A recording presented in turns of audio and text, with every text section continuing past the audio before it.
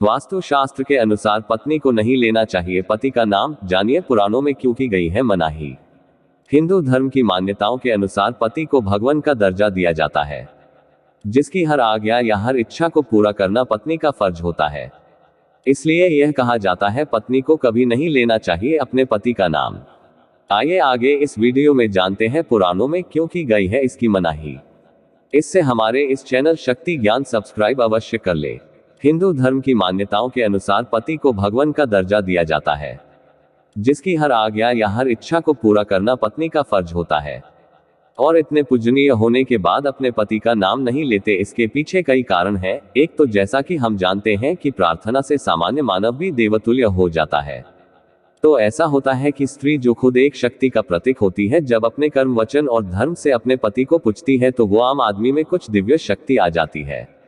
लेकिन आजकल की 21वीं सदी में लड़कियां अपने पति को उनके नाम से ही बुलाती हैं, क्योंकि वे सब इन बातों पर विश्वास नहीं करती। और अब तो लव मैरिज का प्रचलन है, जिसमें लड़के लड़कियां इन सब पुराने रीति रिवाज को नहीं मानती। आजकल की लड़कियां अपने आप को पुरुषों से बहुत आगे समझती है, और इसमें कोई संदेह नहीं है कि आज की लड़कियां वाकई में हर तरह से लड़कों के बराबर हैं और पुरुषों की तुलना में ज्यादा अधिक काम भी करती है। लेकिन जमाना कितना भी आगे निकल जाए, कुछ पुराने रीति रिवाज हमेशा रहते हैं और उन्हें पालन भी किया जाता है। अब भी महिलाएं इन सभी परंपराओं का पालन करती है। परंपराओं के अनुसार हर रिवाज के पीछे कोई कारण जरूर होता है, वहीं पति के नाम ना लेने के पीछे भी एक कारण है। आइए जानते हैं क्यों नहीं लेती पत्नियां पति का नाम। ये है पति का नाम न लेने के पीछे का कारण। हमारे शास्त्रों के अनुसार महर्षि वेदव्यास जी को भगवान का अवतार माना गया है। उनकी मुख से निकली हुई वाणी को गणेश जी ने स्कंद पुराण में भी लिखा है।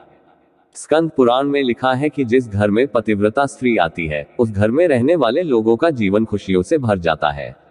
अब आपको बताते हैं कि महिलाएं क्यों अपने पतियों को नाम से नहीं बुलाती। दरअसल स्कंद पुराण में लिखा है कि पतियों को नाम से बुलाने पर उनकी उम्र घटने लगती है।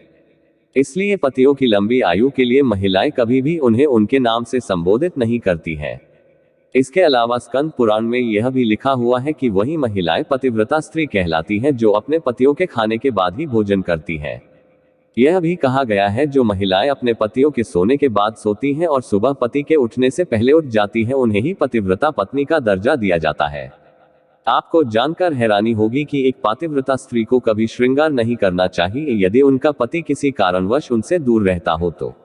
इतना ही नहीं, एक पतिव्रता स्त्री को अपने पति से अनुमति लिए बिना किसी भी तीर्थ स्थान या उत्सव में नहीं जाना चाहिए। ये तो थे पति का नाम लेने के कुछ कारण। अब जानते हैं पत्नियों के पैरों के उंगलियों का राज। तो ध्यान से सुनना। क्या पत्नी के पैरों में छिपा है पति का भविष्य? हिंदू धर्म ग्रंथ केवल वेदों और उपनिषदों तक ही सीमित नहीं है, बल्कि कई ऐसे शास्त्र और पुराण हैं जिन तक हम अपनी पहुंच बना ही नहीं पाते।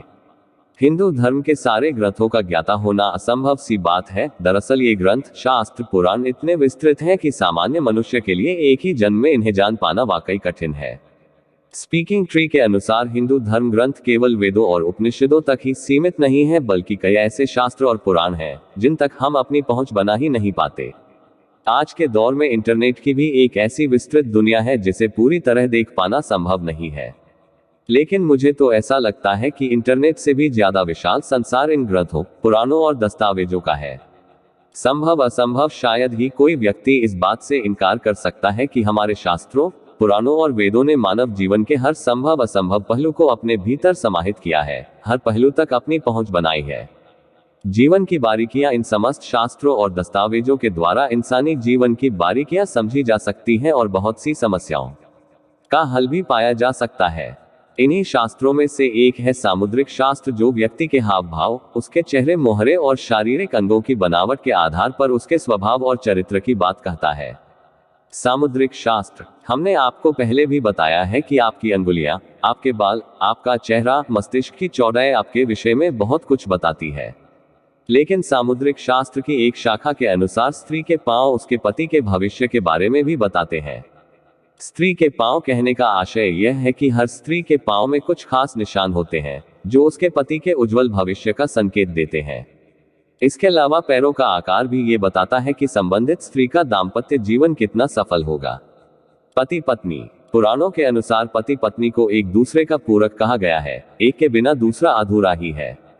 इसी बात को आधार बनाकर यह कहा गया है कि स्त्री हो या पुरुष, उनके शरीर पर कुछ ऐसे निशान होते हैं जो उनके जीवनसाथी से जुड़े होते हैं। तो चलिए जानते हैं स्त्री के पांव उसके पति के लिए क्या कहते हैं। तर्जनी। अगर किसी स्त्री के पांव की दूसरी अंगुली, जिसे तर्जनी कहा जाता है, अन्य अंगुलियों से बड़ी होती है तो ऐसी स्त्री के चरित्र पर हमेशा संदेह रहता है। यह किसी भी अवसर पर अपने पति को धोखा दे सकती है। पर सभी स्त्रियां ऐसी नहीं होती हैं। आप अपने ऊपर इसको मत लेना, हमें किसी को ठेस पहुंचाने का उद्देश्य नहीं है। गद्देदार हिस्से। अगर किसी स्त्री के पांव के तलवों के गद्देदार हिस्से पर कोई रेखा अंगुलियों की ओर जा रही है तो यह दर्शाता है कि वह स्त्री अपने पति के लिए पूरी तरह समर्पित है। इस स्त्री को अपने जीवन में खुशहाली और सफलता प्राप्त होती है। तलवों पर चक्र। अगर किसी स्त्री के पांव के तलवों पर चक्र, ध्वज और स्वास्तिक का निशान होता है तो यह बताता है कि संबंधित स्त्री से विवाह करने वाले व्यक्ति को राज सुख प्राप्त होगा। वह राजा की तरह जीवन व्यतीत करेगा और उसकी पत्नी को रानी का सम्मान हासिल होगा। कमल या छत्र का निशान। अगर किसी स्त्री के पांव के तलवों पर कमल या छत्र का निशान है तो यह इस बात का संकेत है कि संबंधित स्त्री का पति राजनीति के क्षेत्र में सफलता हासिल करेगा और उसे समाज में सम्मान प्राप्त होगा। अनामिका अंगुली। अगर चलते समय आपके पांव की कनिष्ठिका और अनामिका अंगुली जमीन को स्पर्श नहीं करती तो यह कम उम्र में विधवा हो जाने का संकेत देता है। अंगुली की लंबाई। अगर अनामिका अंगुली की लंबाई अंगूठे और तर्जनी अंगुली से बड़ी है तो यह इस बात की ओर इशारा करता है कि वह स्त्री अपने पति के लिए दुर्भाग्य लेकर आई है। अनामिका अंगुली की लंबाई। अगर महिला के पांव की मध्यमा और अनामिका अंगुली की लंबाई लगभग समान होती है तो पति के आर्थिक नुकसान की ओर संकेत करता है। ऐसी स्त्री की अपने ससुराल वालों के साथ तो अच्छी निपटी है लेकिन पति के साथ संबंध हमेशा खट्टा ही रहता है। स्त्री के पैरों की एड़ी। अगर स्त्री के पैरों की एड़ी गोल, कोमल और आकर्षक होती है तो ऐसी स्त्री को चकाचौंध से भरी जीवनशैली प्राप्त होती है। लेकिन अगर तलवा बहुत मोटा और कड़ा है तो यह संघर्षों की बात कहता है। अंगूठे और तर्जनी अंगुली। अगर अंगूठे और तर्जनी अंगुली के बीच अंतर ज्यादा होता है तो यह जीवन भर के संघर्षों की ओर इशारा करता है। तलवों पर बनी रेखाएं। अगर पैरों के तलवों पर बनी रेखाएं एकदम स्पष्ट और बिना टूटी होती हैं तो यह इस बात की ओर इशारा करता है कि व्यक्ति का जीवन बिना किसी परेशानी और व्यवधान के साथ चलता रहेगा। पत्नी के तलवों को जांचिए। तो अगर आप अपना भविष्य जानने के लिए इच्छुक हैं तो सबसे पहले जाकर अपने पत्नी के तलवों को जांचिए, क्या पता क्या खबर छिपी है आपके लिए।